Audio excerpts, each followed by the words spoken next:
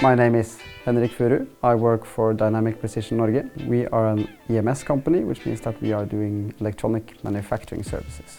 A typical day in RamBase for me is usually going into all of the modules, starting from sales, working my way through production, and ending up in finance. So when I think about it, I actually use RamBase for almost everything I do.